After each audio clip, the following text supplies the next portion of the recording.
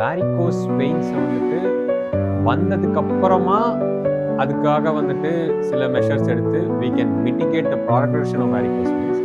முற்றிலும் வராமல் தடுக்கிறதுக்கு நம்ம சில லைஃப் ஸ்டைல் சேஞ்சஸ் பண்ணால் we can escape from varicose veins. முக்கியமாக வந்துட்டு மெயின்டைனிங் ஹெல்த்தி வெயிட், ரொம்ப உடல் பருமன் இல்லாமல் நம்ம ஒரு ஹெல்த்தி வெயிட் மெயின்டைன் பண்ணணும். Regular physical activity definitely helps. ஏன்னா வேரிகோஸ் வெயின்ஸில் என்ன ஆகுதுன்னா நம்ம ரத்த ஓட்டம் சீராக இல்லாததுனால வர ஒரு ப்ராப்ளம் தான் வேரிகோஸ் வெயின்ஸ். ஸோ ரெகுலராக நீங்கள் எக்ஸசைஸ் பண்ணிட்டு இருந்தீங்க அப்படின்னா உங்கள் ரத்த ஓட்டம் வந்துட்டு இன்னும் சீராகவும் ரத்த நாளங்கள் வந்துட்டு எந்த பிளாக்ஸோ எந்த அடைப்புகளோ இல்லாமல் இருக்கும். ஸோ இதனால வந்துட்டு வேரிகோஸ் வெயின்ஸ் மாதிரி ப்ராப்ளமை நம்மளால் ப்ரிவென்ட் பண்ண முடியும்.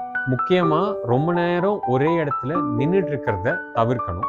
ஒருவேளை என்னோட ஒர்க்கோட நேச்சர், என்னோட தொழிலில் வந்து நான் ரொம்ப நேரம் நிற்க மாதிரி இருக்குது அப்படின்னா அதில் அப்பப்போ நீங்கள் பிரேக் எடுத்து கொஞ்சம் கொஞ்சம் நடக்க ட்ரை பண்ணுங்கள்.